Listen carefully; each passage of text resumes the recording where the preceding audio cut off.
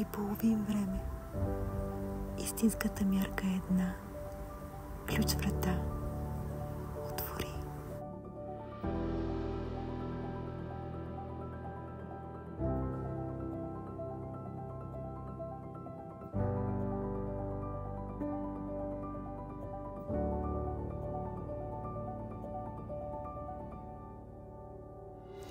Яви се на небето голяма поличба. Жена облечена в слънце, под нозете й месечината, а на главата й венец от 12 звезди.